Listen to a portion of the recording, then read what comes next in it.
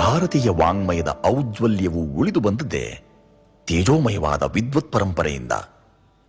ಅನರ್ಘ ಪರಂಪರೆಯ ಧೀಮಾತ್ರಿಕೆಯ ರೂವಾರಿಗಳ ಇತಿವೃತ್ತ ಇಲ್ಲವೆಂಬಷ್ಟು ತೆಳು. ಪಡುಮುನ್ನೂರು ನಾರಾಯಣ ಪಂಡಿತಾಚಾರ್ಯರು ಯಾವುದೇ ತೋರುಗಾಣಿಕೆ ಇಲ್ಲದೆ ಮೇರುವಾಗಿ ಮರೆಯಾದವರು. ಹಾನಗಲ್ ವಿರೂಪಾಕ್ಷ ಶಾಸ್ತ್ರಿಗಳಂತಹ ವಿಪಶ್ಚಿದ್ವರೇಣ್ಯರ ಅಂತೆವಾಸಿಯಾಗಿ ತರ್ಕ ವೇದಾಂತ ಕಾವ್ಯಗಳನ್ನು ಸಶ್ರಮವಾಗಿ ವ್ಯಾಸಂಗ ಮಾಡಿದ ಪಡುಮುನ್ನೂರಿನ ಅಪ್ಪಟ ಚಿಪ್ಪು ಮುತ್ತು ನಮ್ಮ ಆಚಾರ್ಯರು. ಸೂರ್ಯ ಮುಳುಗುವ ಊರು ಪಡುದಿಕ್ಕು. ಊರು ಪಡುಮುನ್ನೂರು.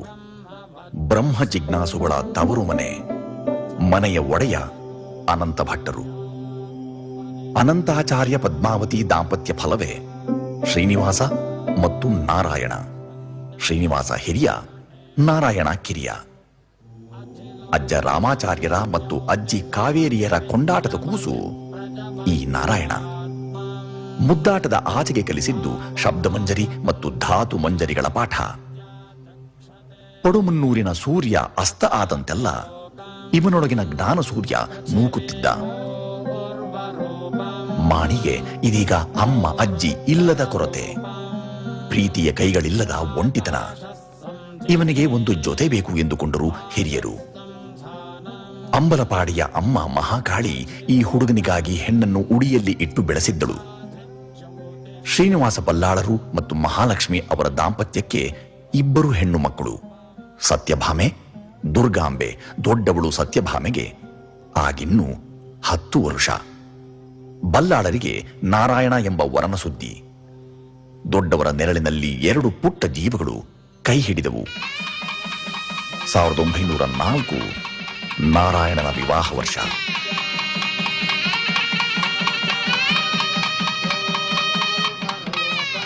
ನಾರಾಯಣನ ಕಿವಿಗೆ ಉಡುಪಿ ತಂಪೆರೆಯಿತು. ದಕ್ಷಿಣ ಭಾರತಕ್ಕೆ ನವೀನ ನ್ಯಾಯಕ್ಕೆ ಆಗ ದೊಡ್ಡ ಹೆಸರು ಹಾನಗಲ್ ವಿರೂಪಾಕ್ಷ ಶಾಸ್ತ್ರಿಗಳು. ಮನೆಯವರ ಮರೆತು ಕಟ್ಟಿಕೊಂಡವಳನ್ನು ಎದೆಯಲ್ಲಿ ಇಟ್ಟುಕೊಂಡು ಜಗ ತುಂಬಲು ಹೊಸ್ತಿಲು ದಾಟಿದರು ಬಾಲಕ ನಾರಾಯಣ.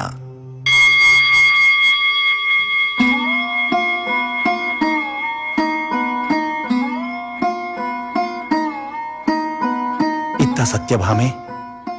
ಪುಟ್ಟ ಹುಡುಗಿ ಸತ್ಯಭಾಮೆಗೆ ಮೌನವೇ ಅನಿವಾರ್ಯ ಆಭರಣ.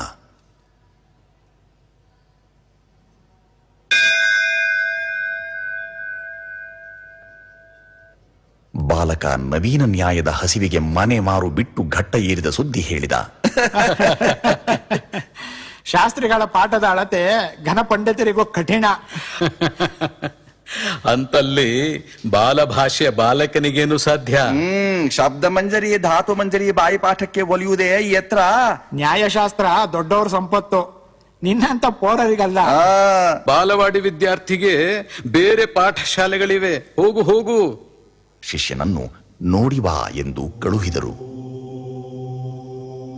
ಏಳು ಮಗು ಏಳು, ಚಿರಂಜೀವಿಯಾಗು, ವಿದ್ಯಾವಂತನಾಗು.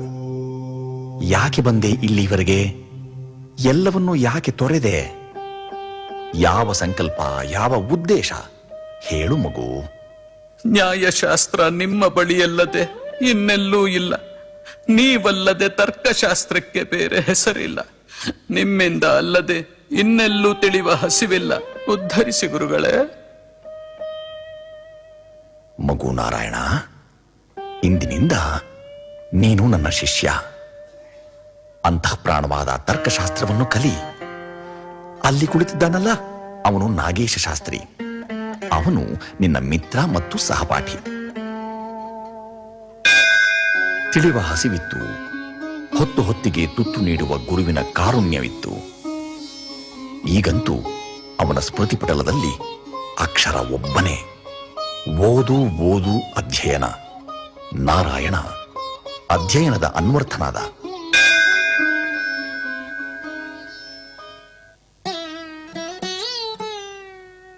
ಇತ್ತ ಸತ್ಯಭಾಮೆಗೆ ಸೂರ್ಯಚಂದ್ರರೇ ಸಂಗಾತಿ.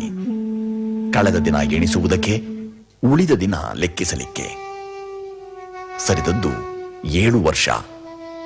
ಪತಿರಾಯ ಬಂದಾರು ಎಂಬ ಭರವಸೆಯ ಬಳ್ಳಿ ಹಿಡಿದು ಜೀವ ತೂಗುತ್ತಿತ್ತು.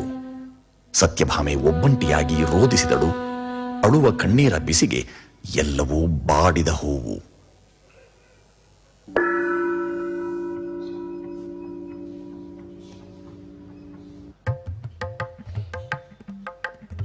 ನ್ಯಾಯಶಾಸ್ತ್ರ ಅನ್ಯಾಯ ಮಾಡಲಿಲ್ಲ. ಮೇಲೆ ಗದಾಧರವಾಣಿಯ ವೀಣೆಯೂ ನುಲಿಯಿತು. ಅಂದು ನಕ್ಕ ಪಂಡಿತ ಗುಂಪು ಇಂದು ತಲೆದೂಗಿತು.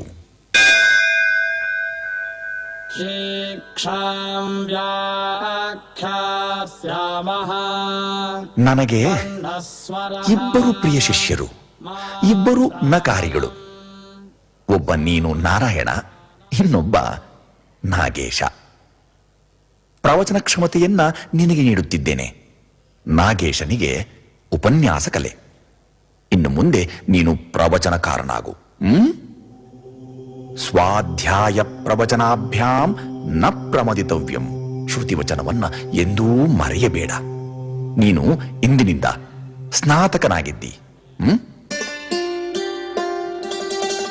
ನೀವು ಮಾಧ್ವರಲ್ಲವೇ? ಮಧ್ವಶಾಸ್ತ್ರವನ್ನು ಸರಿಯಾಗಿ ಅರಿತುಕೋ. ನಿಜ ಮಾಧ್ವನಾಗು. ಮಾಧ್ವ ಪಾಠ ನಾನು ಮಾಡುತ್ತೇನೆ. ನಿನಗೆ ಸಮಗ್ರ ಸಿದ್ಧಾಂತ ಪಾಠ ನಾನೇ ಮಾಡಿದಂತೆ ಆಯಿತು. ನಿನ್ನ ನೆಪವಾಗಿ ನಾನೂ ಮಧ್ವ ಸಿದ್ಧಾಂತ ತಿಳಿದಂತೆ ಆಯಿತು. ನಾರಾಯಣ ನತಮಸ್ತಕನಾಗಿ ಅವರ ಪಾದದಾಸರೇ ಪಡೆದ. 20ರ ಹುಡುಗನಿಗೆ 24 ಆಯಿತು. ಶಾಂಕರ ಗುರು ಒಬ್ಬ ನಿಜ ಮಾಧ್ವತ್ವದ ಎರಕ ಹೊಯ್ದರು. ತಾರುಣ್ಯಕ್ಕೆ ಕುಲದೀಪವೂ ಹೊತ್ತಿಕೊಂಡು ಬೆಳಗಿತು. ನ್ಯಾಯಶಾಸ್ತ್ರ, ತತ್ವಶಾಸ್ತ್ರ ಈಗ ನಿನ್ನ ಕೈಗೂಸು. ನೀನು ಇಂದಿನಿಂದ ನಾರಾಯಣ ಪಂಡಿತಾಚಾರ್ಯ. ಇನ್ನು ಹೊರಡು. ಪಡೆದದ್ದು ಜೊತೆಗಿದೆ. ಇದುವರೆಗೆ ಕಳೆದುಕೊಂಡದ್ದನ್ನ ಇನ್ನು ಕೂಡಿಕೋ. ಅವರು ನಿನ್ನ ಈ ವೈದುಷ್ಯದಿಂದ ಹಿಗ್ಗಲಿ, ನಿನ್ನ ದಾರಿ ಬೆಳಗಲಿ. ಗುರುದೇವತಾ ಪ್ರಸಾದೇನ ಸಕಲಾಭೀಷ್ಟ ಸಿದ್ಧಿರಸ್ತು. ಯಾನಿ ಕಾನಿ ಚ ಪಾಪಾನಿ ಜನ್ಮಾಂತರ ಕೃತಾನಿ ಚ ತಾನಿ ತಾನಿ ಪ್ರಣಶ್ಯಂತಿ ಪ್ರದಕ್ಷಿಣ ಪದೇ ಪದೇ ಪಾಪೋಹಂ ಪಾಪ ಕರ್ಮಾಣಾಂ ಪಾಪಾತ್ಮಂ ಪಾಪ ಸಂಭವ. ಅಣ್ಣ ಶ್ರೀನಿವಾಸ ನಿತ್ಯಾನ್ನಿಕದ ಹೊತ್ತು ಒಮ್ಮೆ ಹೊರಬಂದಾಗ ಆ ಕಡೆ ಹುಡುಕಿಯೇ ಈ ಕಡೆ ಹೊರಡುವುದು. ಕಣ್ಣು ಮಾತ್ರ ಬರುವವರ ದಿಕ್ಕಿನೆಡೆ ನೋಡಿತು. ಅಲ್ಲಿ ಯಾರೋ ಕಂಡಂತೆ ಭಾಸ. ಬೆರಳುಗಳು ಕಣ್ಣನ್ನೊಮ್ಮೆ ಒರೆಸಿ ನೋಡಿದವು. ನಾರಾಯಣ, ಸತ್ಯಭಾಮೆ, ನಾರಾಯಣ ನಾರಾಯಣ, ನಮ್ ನಾರಾಯಣ ಬರ್ತಿದ್ದಾನೆ. ಶ್ರೀನಿವಾಸರ ತೋಳಿನಾಸರೆ ಹಿಡಿದು ನಿಂತ ನಾಗವೇಣಿ ತೆರೆದ ಬಾಯಿ ಮುಚ್ಚಲಿಲ್ಲ. ಓಡಿ ಬಂದ ರಭಸದಲ್ಲಿ ನಾರಾಯಣನ ಪಾದ ಸಮೀಪಕ್ಕೆ ಬಂದ ಸತ್ಯಭಾಮೆ ಪ್ರತಿಮೆಯಾದಳು. ಗೊಂಬೆಯಾಕಾರವಾಗಿ ನಿಂತರು ಸತ್ಯಭಾಮೆ. ನಾರಾಯಣ ಎಲ್ಲರಿಗೂ ಮೊದಲು ಅಣ್ಣನೆಡೆ ಅಡಿಯಿಟ್ಟ. ನುಡಿಗಡಲಲ್ಲಿ ಪಡುಮುನ್ನೂರು ನೆನೆಯಿತು. ತಂದ ಗಂಟನು ಇಳಿಸಿ ನಮಿಸಿದ. ಓದುವಾಸೆಗೆ ಓಡಿದೆ. ನಿಮ್ಮ ನಾರನು ಕೇಳಲಿಲ್ಲ, ಹೇಳಲಿಲ್ಲ. ತಪ್ಪು ಮಾಡಿದ್ದೇನೆ. ಹೊಟ್ಟೆಯಲ್ಲಿ ಹಾಕಿಕೊಳ್ಳಿ. ಮತ್ತೆ ಮತ್ತೆ ಬಾಗಿ ವಂದಿಸಿದ. ಅಣ್ಣನ ಕಣ್ಣಲ್ಲಿ ನೀರು, ಭಾವದಲ್ಲಿ ಆನಂದ. ಬಾಚಿ ತಬ್ಬಿ ಎದೆಗಪ್ಪಿ, ಸದ್ಯ ಬಂದಿಯಲ್ಲ ಸಾಕು. ಓದಲು ಹೋದಿಯಲ್ಲ, ತಪ್ಪೇನಿಲ್ಲ. ಒಳಿತಿನ ದಾರಿ ತುಳಿದೆ. ಪಾಪ ನೀನು ದಣಿದೆ. ನಮ್ಮ ವಂಶಕ್ಕೆ ಹೆಸರು ತಂದೆ. ಬೆಳೆಯಲಿಕ್ಕಾಗಿ ಹೋದೆ. ಇದು ನಮ್ಮ ಪುಣ್ಯದ ಫಲ.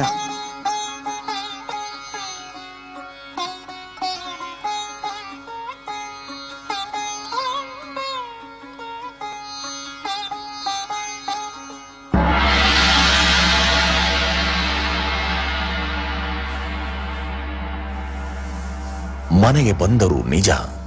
31ರ ಒಳಗೆ 2 ಗ್ರಂಥ ರಚನೆ. ಅಷ್ಟರಲ್ಲಾಗಲೇ ತಮ್ಮಣ್ಣಾಚಾರ್ಯರೆಂಬ ಗುರುಗಳ ಅನುಗ್ರಹವೂ ದಕ್ಕಿತು. ಶಿಸ್ತು, ಮಾತಿಗೆ ತಪ್ಪದ ನಡೆ, ಗುರುವಿನ ಉಪದೇಶದ ಪಾಲನೆ, ನಿಷ್ಠೆ, ದೃಢತೆ ನಾರಾಯಣ ಪಂಡಿತಾಚಾರ್ಯರ ಅಪೂರ್ವ ಸಂಪತ್ತು. ನ್ಯಾಯಾಮೃತ ಕುಲ್ಯ ಹುಟ್ಟಿತು. ಸರ್ವಶಾಸ್ತ್ರ ಪಾರಾವಾರೀಣಾಗ್ನಿಹೋತ್ರಿ ಶ್ರೀಮತ್ ತಮ್ಮಣ್ಣಾಚಾರ್ಯ ಶಿಷ್ಯ ನಾರಾಯಣಾಚಾರ್ಯ ವಿರಚಿತಾಯಾಂ ನ್ಯಾಯಾಮೃತ ಕುಲ್ಯಾಯಾಂ ಭಗ್ನಶ್ಚುತರ್ಥ ಇತಿ ಸರ್ವಶಾಸ್ತ್ರ ನ್ಯಾಯಾಮೃತ ಕುಲ್ಯಾಯಾಂ ಶ್ರುತಿಭಂಗೋ ನಾಮ ಚತುರ್ಥೋ ಭಂಗಃ.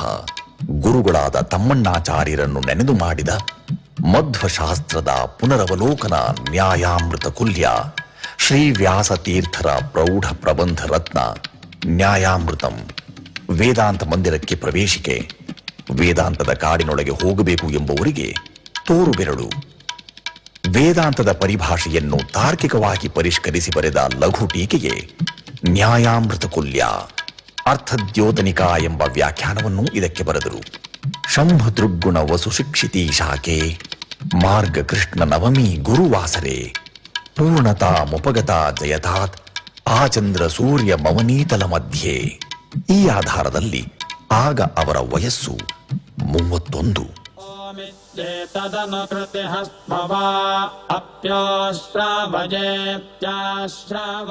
ಶ್ರೀ ವಿಬುಧಪ್ರಿಯ ತೀರ್ಥರ ಶ್ರೀಮನ್ ಮಧ್ವ ಸಿದ್ಧಾಂತ ಪ್ರಬೋಧಿನಿ ಸಂಸ್ಕೃತ ಮಹಾಪಾಠಶಾಲೆ ಒಳಿತನ್ನು ತನ್ನೊಳಗಾಗಿಸುವ ದೊಡ್ಡ ಮನಸ್ಸಿನ ಸ್ವಾಮಿಗಳು ಪ್ರಾಧ್ಯಾಪಕರಾಗಿ ಬರುವಂತೆ ನಿರೂಪ ಕಳುಹಿಸಿದರು.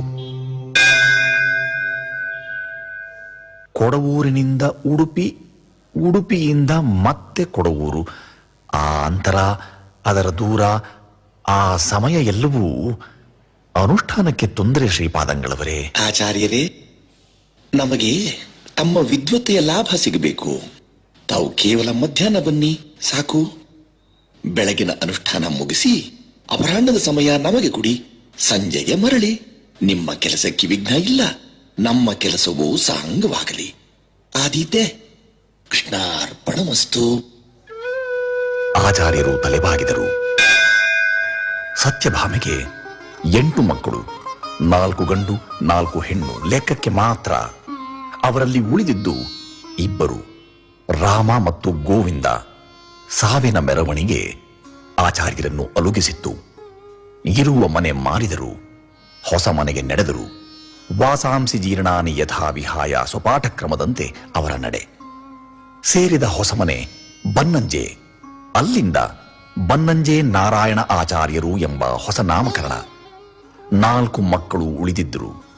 ರಾಮ, ಕೃಷ್ಣ, ಗೋವಿಂದನ ಜೊತೆ ಕಾಳಿ. ಕಾಳಿ ಮದುವೆಯಾಗಿ ಹೆತ್ತವಳೆ ಮಗುವಿನೊಂದಿಗೆ ಇಹಲೋಕ ತೊರೆದಳು. ಆಗಿನ್ನೂ ಅವಳಿಗೆ 15. ಬನ್ನಂಜೆ ಮನೆಯಲ್ಲಿ ಉಳಿದವರು 3: ರಾಮ, ಕೃಷ್ಣ, ಗೋವಿಂದ.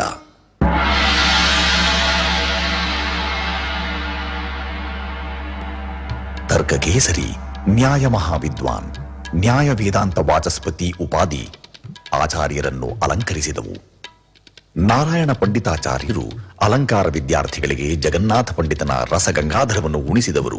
ನ್ಯಾಯ, ವೇದಾಂತ, ಕಾವ್ಯಗಳೆಲ್ಲವೂ ಇವರಿಗೆ ಕರತಲಾಮಲಕ. ಹೀಗಾಗಿ ಎಲ್ಲ ವಿಭಾಗದ ವಿದ್ಯಾರ್ಥಿಗಳಿಗೂ ಇವರ ಪಾಠ ಕೇಳುವ ಹಂಬಲ.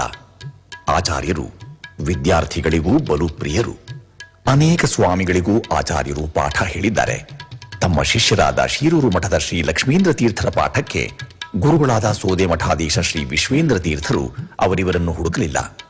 ಹೀಗೆ ಸನ್ಯಾಸಿ ಶಿಷ್ಯರಿಗೂ ಅಧ್ಯಾಪನ ಮಾಡಿದ ಸಂಸಾರಿ ನಾರಾಯಣ ಪಂಡಿತಾಚಾರ್ಯರು.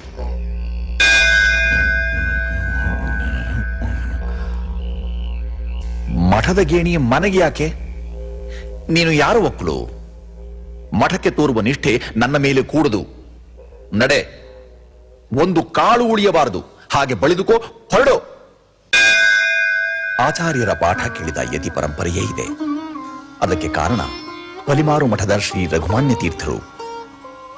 ಅವರು ಶ್ರೀ ವಿಬುಧಪ್ರಿಯರ ಶಿಷ್ಯರು. ಪಲಿಮಾರು ಮಠದ ಶ್ರೀ ರಘುಮಾನ್ಯ ತೀರ್ಥರು, ಪುತ್ತಿಗೆ ಮಠದ ಶ್ರೀ ಸುಜ್ಞಾನೇಂದ್ರ ತೀರ್ಥರು, ಪೇಜಾವರ ಮಠದ ಶ್ರೀ ವಿಶ್ವಮಾನ್ಯ ತೀರ್ಥರು ಎಲ್ಲರಿಗೂ ಆಚಾರ್ಯರು ಗುರುಗಳು. ಪಾಠ ಕೇಳಿದವರಲ್ಲಿ ಆಚಾರ್ಯರು ನೆನೆವ ಹೆಸರು ಅದಮಾರು ಮಠದ ಶ್ರೀ ವಿಬುಧಮಾನ್ಯರು. ಪಾಠ ಹೇಳುವುದು ಆಚಾರ್ಯರ ಜೀವ. ಅಲ್ಲಿ ಸಂಪೂರ್ಣ ಸಮರ್ಪಣೆ, ಮೋಸವಿಲ್ಲ, 100ಕ್ಕೆ 100 ಕೊಟ್ಟುಕೊಂಡವರು. ಕೇಳುವವನಿಗೂ ಆ ಭಾವ ಬೇಕು. ಇಲ್ಲದಿದ್ದರೆ ಆಚಾರ್ಯರು ಕೆಂಡಾಮಂಡಲ. ಕಲ್ಯಾಣ ದೇವತಾ ದೃಷ್ಟಿಹೀನಾನಾಂತು ಕುತಃ ಸುಖಂ. ಮಂಗಲವನ್ನುಂಟು ಮಾಡುವ ದೇವತೆಗಳ ದೃಷ್ಟಿಯೇ ಇರೋದಿಲ್ಲವಾದ್ದರಿಂದ ಏನು? ಯಾರಿಗೆ ಪಾಠ? ಏನಾಗುತ್ತಿದೆ ಇಲ್ಲಿ? ಕೇಳದವರಿಗೆ ಪಾಠ ಹೇಳುವ ಅನಿವಾರ್ಯತೆ ನನಗಿಲ್ಲ. ನನಗೆ ಮಾಡಲಿಕ್ಕೆ ಬೇರೆ ಕೆಲಸ ಉಂಟು. ಇಲ್ಲಿರುವ ವಸ್ತುಗಳಿಗ ಪಾಠ? ನಿಮಗೆ ಹೇಳಿದ್ದು ತಿಳಿದಿದೆ ಎಂದಾಗಬೇಕು. ಇಲ್ಲದಿದ್ದರೆ ಪಾಠ ಇಲ್ಲಿಗೆ ಮುಗಿತಾಯ. ಇದುವರೆಗೆ ಮಾಡಿದ ಪಾಠದ ಚತುವರೆಗೆ ಹೇಳಿ ಅದನ್ನ ಕೇಳಿದ ಬಳಿಕ ನನ್ನ ಪಾಠ.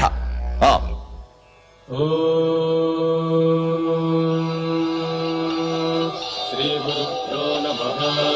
ಹರಿ ಓಂ. ಕೇಶವಾಯ ನಮಃ, ನಾರಾಯಣಾಯ ನಮಃ, ಮಾಧವಾಯ ನಮಃ, ಗೋವಿಂದಾಯ ನಮಃ. ಧನ್ಯೋಸ್ಮಿ, ಧನ್ಯೋಸ್ಮಿ. ನಿಮಗೆ ನನ್ನ ಪಾಠದ ಅವಶ್ಯಕತೆ ಇಲ್ಲ. ನೀವು ಸ್ವಯಮಾಚಾರ್ಯರು. ನಿಮ್ಮಂತಹ ಧೀರರಿಗೆ ಪಾಠ ಮಾಡಿದ್ದು ನನ್ನ ಪೂರ್ವಾರ್ಜಿತ ಪುಣ್ಯ. ಆಹ ಆಹ, ಏನು ವಾಗ್ಧೋರಣೆ, ಎಂತಹ ವಿದ್ವತ್ತೆ. ಅದಮಾರು ಮಠದ ಶ್ರೀ ವಿಬುಧೇಶ ತೀರ್ಥರು ಕೂಡ ಆಚಾರ್ಯರ ಶಿಷ್ಯರು. ನಾರಾಯಣ ಆಚಾರ್ಯರು ತರ್ಕ ವೇದಾಂತದ ಜೊತೆ ಸುಧಾ ಪಾಠವನ್ನು ಮಾಡಿದರು. ಮಗ ಗೋವಿಂದ ಕೂಡ ಇವರೊಡನೆ ಸುಧಾಪಾಠ ಕೇಳಿದ್ದ. ಮಗನೂ ಶಿಷ್ಯನಾದ ಪರಂಪರೆ. ಅದಕ್ಕೆ ಮುಕುಟಮಣಿ ಎಂಬಂತೆ ಸುಧಾ ಮಂಗಲೋತ್ಸವ. ಆ ಮಂಗಲೋತ್ಸವವನ್ನು ಹಲವು ಕಾಲ ವಿದ್ವತ್ ಪರಂಪರೆ ನೆನೆಯುತ್ತಿತ್ತು. ಅಷ್ಟು ವೈಭವ. ತಂದೆ ಮಗನನ್ನು ಕಂಡರು. ಇದಕ್ಕೆ ಮೊದಲೇ ಹಲವರ ಬಳಿ ಮಗನ ಪ್ರತಿಭೆ ಕೊಂಡಾಡಿದ್ದಾರೆ. ಆದರೆ ಎಂದೂ ಮಗನ ಮುಂದೆ ಗುಣಗಾನವಿಲ್ಲ. ಪಂಚಸರ ವ್ಯಾಖ್ಯಾ ಸಮಾಖ್ಯಾ ವ್ಯಾಖ್ಯಾನ ಬರದೇ ಬಿಟ್ಟರು. ಹೀಗೆ ತರ್ಕ ವೇದಾಂತ ಕಾವ್ಯಗಳ 3 ಲೋಕಗಳಲ್ಲಿ ಈಸಾಡಿ ಆಚಾರ್ಯರು ತ್ರಿವಿಕ್ರಮರಾದರು.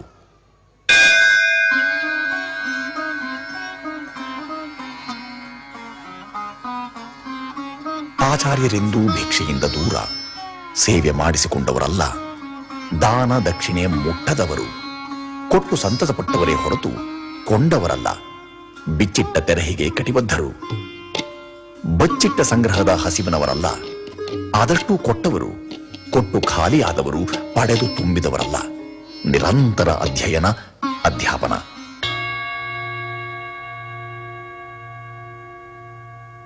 ಆಚಾರ್ಯರೇ, ಮೊದಲು ಪಾದ ಪ್ರಕ್ಷಾಳನ, ಚಿನ್ನದಂಚಿನ ರೇಷ್ಮೆಯ ಜೋಡು ವಸ್ತ್ರ, ಉತ್ತರೀಯ ಬೆಳ್ಳಿ ತಂಬಿಗೆ, ಬೆಳ್ಳಿಯ ಪೂಜಾ ಸಾಮಗ್ರಿ, ಮೇಲೆ 100 ರೂಪಾಯಿ ದಕ್ಷಿಣೆ.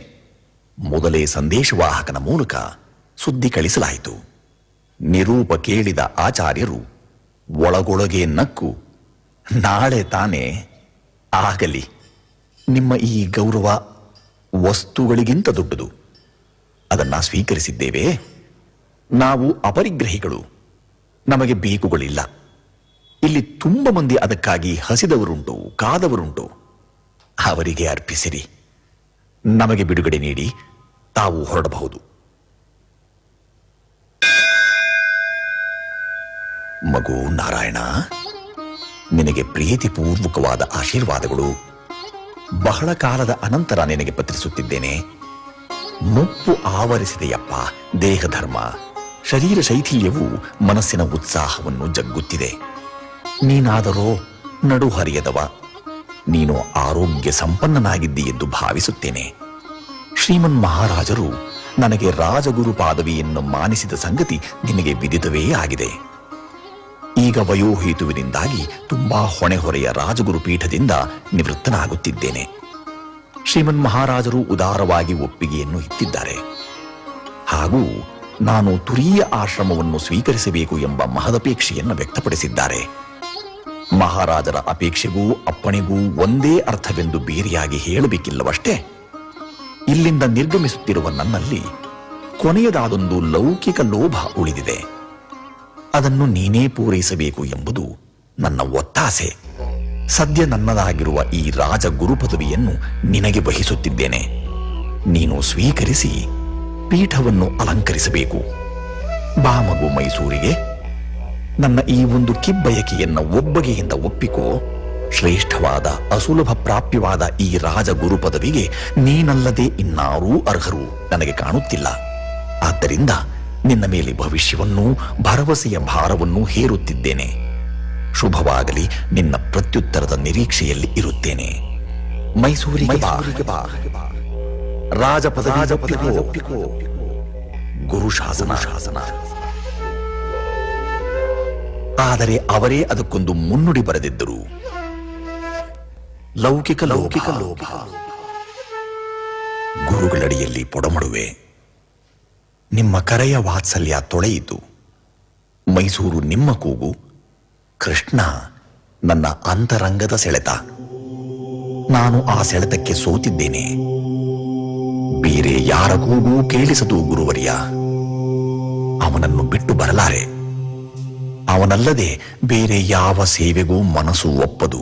ನೀವು ಬಲ್ಲವರು ಈ ಮಗುವಿನ ಉದ್ದಟತನವನ್ನು ಮನ್ನಿಸಬೇಕು.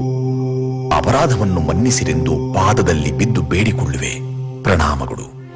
ಗುರು ತೋರಿದ ದಾರಿಯಲ್ಲಿ ರಾಜಪದವಿಯೂ ಚಿಕ್ಕದೇ. ಹೊರಡುವ ಹೊತ್ತಿನಲ್ಲಿ ಇದ್ದೇನೆ. ಒಮ್ಮೆ ಕಣ್ತುಂಬಿಕೊಳ್ಳಬೇಕು. ಬಾ.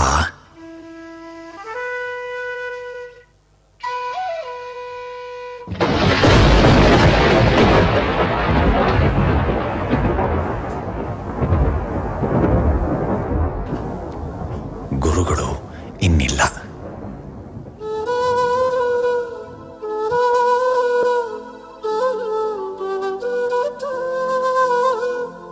ಮಳೆಯ ಸೇರ್ಪನಿಗೆ ಹೊರಟವನಿಗೆ ಸಿಡಿಲಿನ ಹೊಡೆತ. ದೂರದ ಊರು ಹೋಗಿ ಸೇರುವ ಹೊತ್ತಿಗೆ ಉಳಿದೀತೇನು? ಅಸ್ಥಿಯನ್ನೂ ನೋಡಲಾಗದ ಅಸಹಾಯ. ಕಡೆಗೂ ಗುರುಗಳ ಕೊನೆಯ ಕ್ಷಣವನ್ನು ಕಣ್ತುಂಬಿಕೊಳ್ಳಲಾಗದ ಅನಿವಾರ್ಯ ಅವಸ್ಥೆ.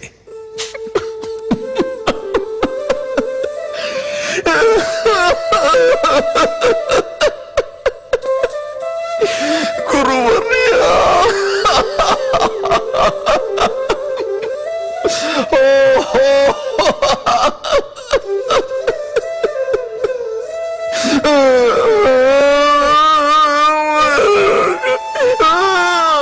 ಕಣ್ಣ ರೆಪ್ಪೆಯಲ್ಲಿ ಹೃದಯ ಬೀದೆಯನ್ನು ಹಸನುಗೈದು ನಿಂತೆ. ಬಾಷ್ಪ ಸೇಚನದಿ ನೇತ್ರ ಪುಷ್ಪದಲ್ಲಿ ಪೀಠ ರಚಿಸಿಕೊಂಡೆ. ನಿನ್ನ ಕಾಯುತಿಹ ನಿಮಿಷ ನಿಮಿಷವದು 100 ಯುಗಕ್ಕೂ ಭಾರ. ಇನ್ನು ಬಾರದೊಲು ಎಲ್ಲಿ ತೆರಳಿರುವೆ ಗುರುವೆ ಎಷ್ಟು ದೂರ. ಗುರುಗಳು ಕಾಣಬೇಕೆಂದಿದ್ರು ಹೋಗ್ಲಿಲ್ಲ. ಕನಿಷ್ಠ ಅಂತಿಮ ದರ್ಶನವೂ ಕಾಣಲಾಗದ ಪಾಪೇ. ಯಾವ ಪಾಪದ ಫಲವೂ ಆ ಭಾಗ್ಯ ಕಳೆದುಕೊಂಡನಲ್ಲ. ಇದು ತೊಳೆಯಲಾಗದ ಪಾಪ. ಅಯ್ಯೋ, ಇದು ನನ್ನ ಹಣೆ ಬರಹ.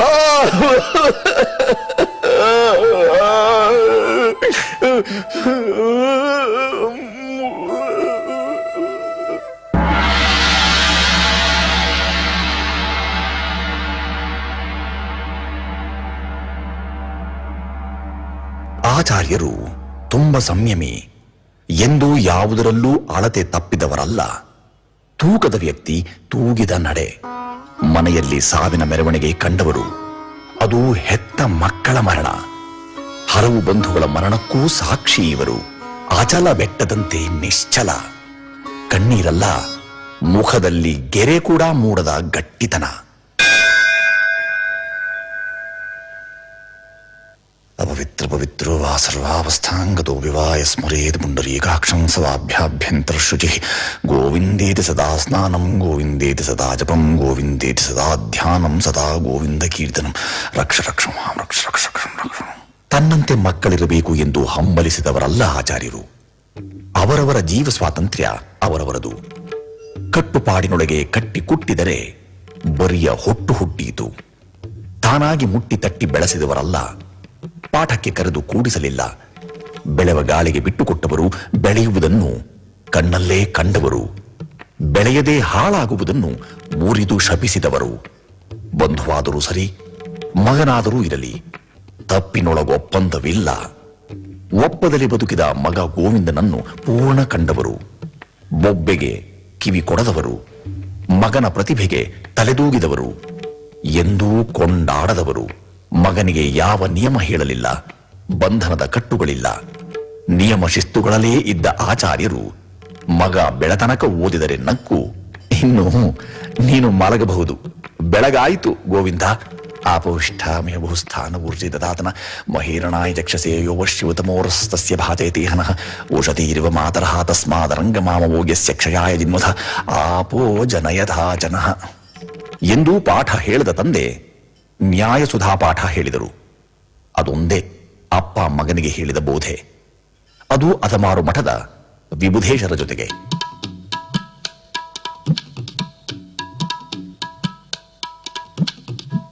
ಮಗ ತುಂಬಾ ಬೆಳೆದು ಬಿಟ್ಟಿದ್ದ.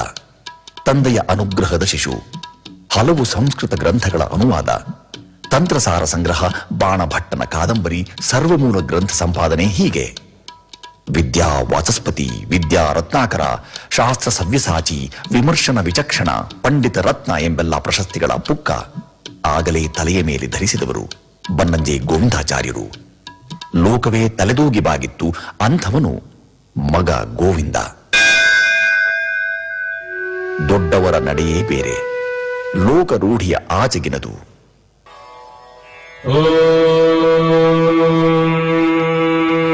ಶ್ರೀ ಗುರುಭ್ಯೋ ನಮಃ. ಹರಿ ಓಂ. ಗೋವಿಂದ, ತಪಸಾ ಜೀಯತೆ ಬ್ರಹ್ಮ. ವರುಣಂ ಪಿತರಮುಪಸಸಾರ ಸೈಷಾ ಭಾರ್ಗವೀ ವಾರುಣೀ ವಿದ್ಯಾ.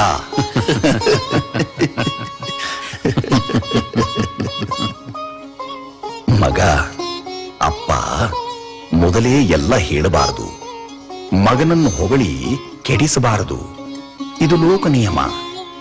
ಆದರೆ ಈಗ ಇನ್ನು ಸಮಯ ಬಂತು, ಬಚ್ಚಿಟ್ಟು ಹೋಗಬಾರದು. ಹಲವು ದಿನಗಳಿಂದ ಮುಚ್ಚಿಟ್ಟ ಸತ್ಯ ತೆರೆದಿಡಬೇಕು. ನೀನು ಚೆನ್ನಾಗಿ ಓದಿದ್ದಿ, ನನಗೆ ಸಂತೋಷ ಆಗಿದೆ.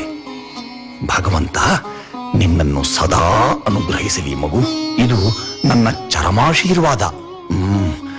ಜೀವೇಮ ಶರದಶತಂ, ಮೋದಾಮ ಶರದಶತಂ, ನಂದಾಮ ಶರದಶತಂ.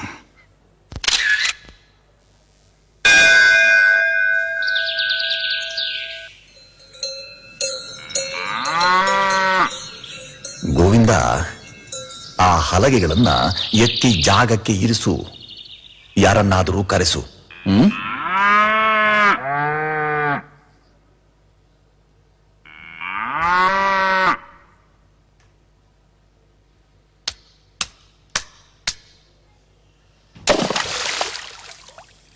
ಗೋವಿಂದ, ಗೋಡೆ ಬಿರುಕು ಬಿಡುತ್ತದೆ, ಬಾವಿ ಕುಸಿಯುತ್ತದೆ. ಯಾರನ್ನಾದರೂ ಕರೆಯಿಸು, ಆ ಗಿಡ ಕೀಳಿಸು. ಮಾಡಿಸ್ತೇನೆ, ಹಿಂದೆ ಮಾಡಿಸ್ತೇನೆ. ಶ್ರೀನಾರಾಯಣಾಚಾರ್ಯರ ಬಳಿಗೆ ಸಾಲುಗಟ್ಟಿ ಬರುವವರಿಗೆ ಕಡಿಮೆ ಇರಲಿಲ್ಲ. ಜ್ಞಾನಾಂಬುಧಿ ಅಮಾವಾಸ್ಯೆಯ ಸಾಗರವಾಗಿತ್ತು. ತನ್ನೊಳಗೆ ಮುಳುಗಿತ್ತು, ಹೊರಗೂ ಬೇಡವಾಗಿತ್ತು ಆಚಾರ್ಯರಿಗೆ. ನನಗೆ ಏನು ನೆನಪಿಲ್ಲವಪ್ಪ, ಏನೂ ಕೇಳಬೇಡಿ. ರಾಮ ಶಬ್ದದ ವಿಭಕ್ತಿಯೇ ಮರೆತಿದ್ದೇನೆ. ಆಚಾರ್ಯರು ಗವಿಯ ಒಳಗೆ ಸೇರಿದರು.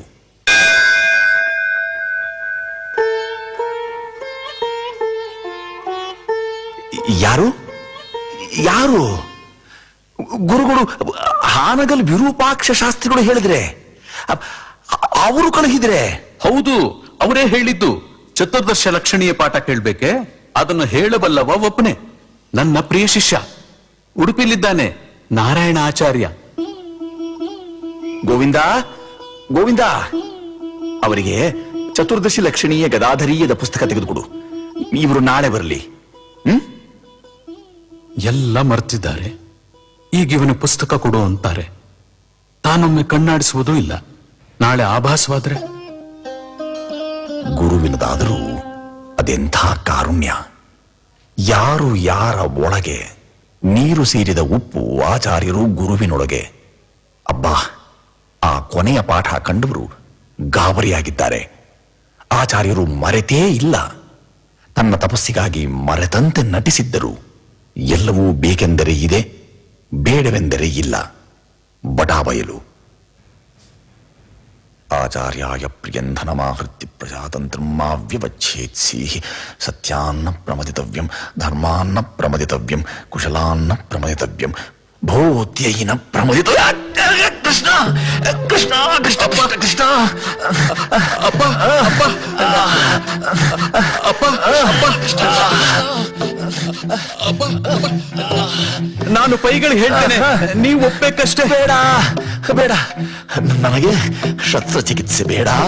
ನಾನೇನೋ ಪಾಪ ಮಾಡಿದ್ದೆ ಕೃಷ್ಣ. ಅಪ್ಪ, ನಾನು ಪೈಗಳು ಹೇಳ್ತೇನೆ. ಬೇಡ, ಅದನ್ನು ಅನುಭವಿಸಿ ಹೋಗ್ತೇನೆ. ಕೃಷ್ಣ ಕೃಷ್ಣ ಕೃಷ್ಣ. ಆಚಾರ್ಯರು ಯಾವ ಸಾಧನ ಸೌಕರ್ಯಗಳನ್ನು ಒಪ್ಪಲಿಲ್ಲ. ಅವರ ಹಠದ ಮುಂದೆ ಯಾರೂ ತಲೆ ಎತ್ತಲಿಲ್ಲ.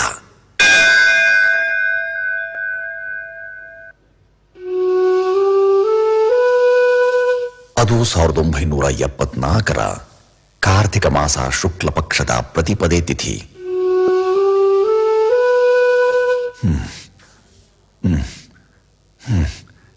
ರಾಮ, ಇವತ್ತು ಸಾಯಂಕಾಲ ಕಚೇರಿ ಮುಗಿಸಿ ಇಲ್ಲೇ ಬಾ, ಮನೆಗೆ ಹೋಗಬೇಡ.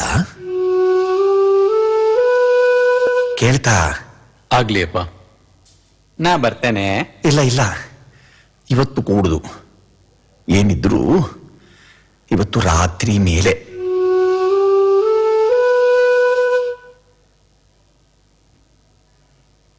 ಬೇಡ ಬೇಡ, ಬೆಳಕು ಇರ್ಲಿ. ಬಾ ಇಲ್ಲಿ, ಹೋಗು ಹೋಗು, ಬೇಗನೆ ಕುಡಿಸು. ತಾತ ಇಲ್ಲಿ, ಬೇಗನೆ ಕುಡಿಸು.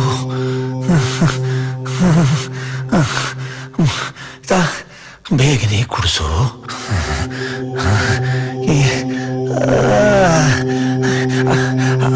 ಅದಲ್ಲ, ಅದು ಅದು ಅದು ಅದು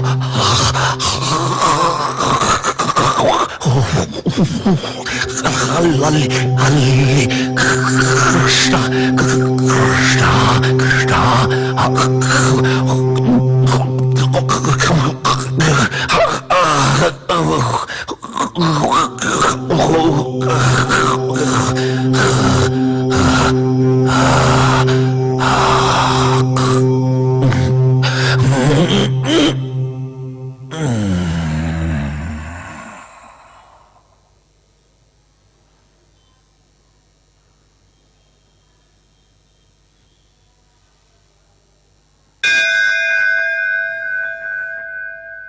ಗೋವಿಂದಾಚಾರ್ಯರಿಗೆ ತಿಳಿಯಿತು, ಅಪ್ಪನಿಗೆ ಬೇಕಿರುವುದು ಬಾಯಾರಿಕೆ ಅಲ್ಲ, ಜೀವಾರಿಕೆಯ ಗಂಗಾಜಲ.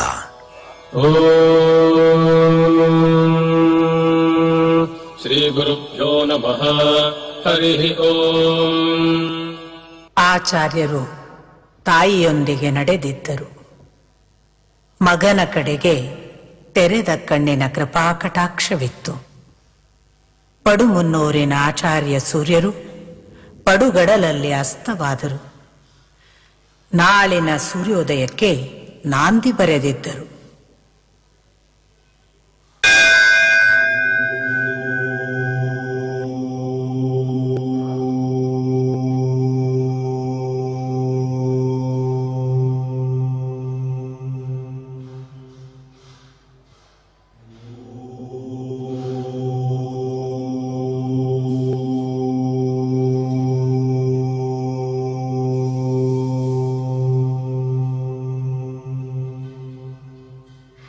ತಂದೆ ಅನ್ನುವುದಕ್ಕೆ ಪಿತಾ ಅಂತ ಶಬ್ದ ಬಂದದ್ದು.